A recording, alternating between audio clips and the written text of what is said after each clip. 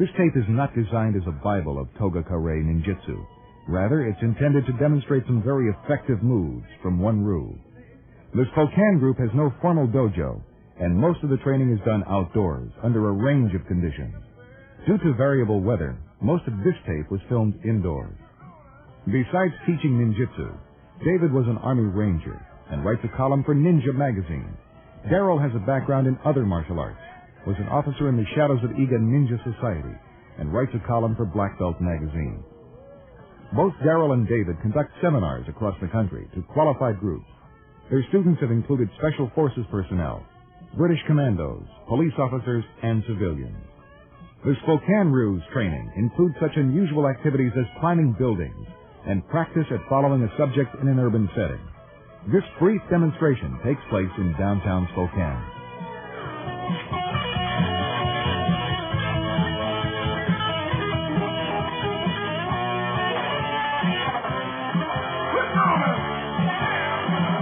In an unrehearsed situation, David actively demonstrates the ideas of timing, mirroring with an opponent, and taking advantage of what is offered, as he removes a $20 bill from a bystander's purse without anyone noticing.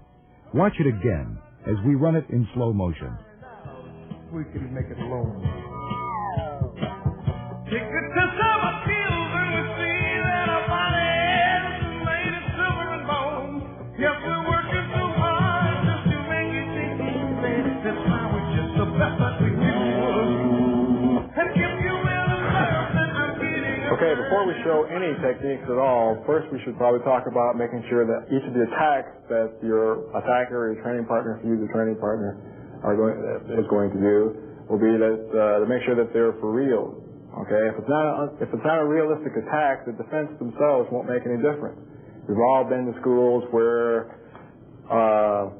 you walk into a trading thing and the person's going to be punching at me, but he's really not in there, and I could come through and I do something here, or he comes in with the same type of punch and I'm just moving here and doing something. It's not real. The distance is not real.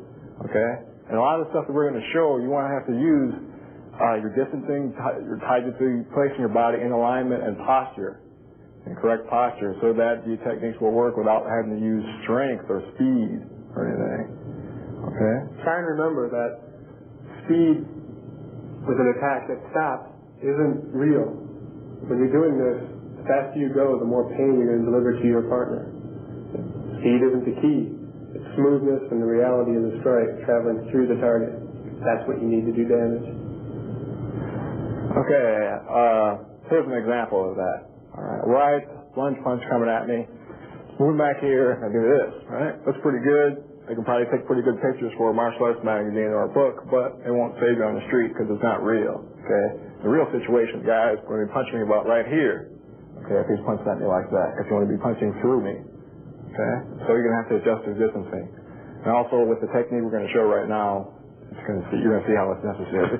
It comes in. Alright? I'm going to strike that hand, which was at where my head was at. Strike it there with a fist, and come back in with the Shuto strike. And this first one is against a right hand lunge punch coming at me. Okay. So what I did there is, as the punch was coming at me, moving back, striking, coming back in, with this Shuto strike. Okay, it's a bone-breaking technique against this person's attacking arm.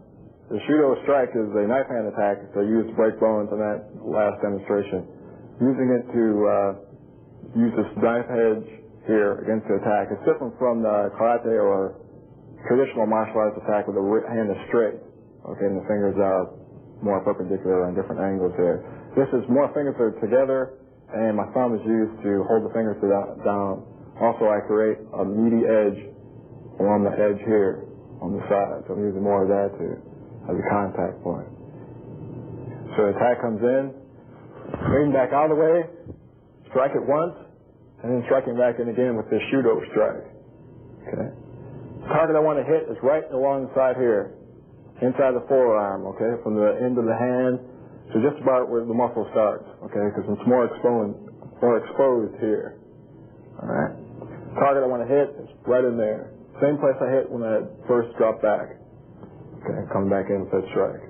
We're going to show an example of mirroring the opponent, how to take advantage of his motion and show how he does his own damage. Now in that demonstration, as the punch came in, I used his body weight and his momentum to be met by the same Shuto strike that we showed in the demonstration before. Immediately after that, his motion carried me right to his neck. His own body is a mat to this striking point.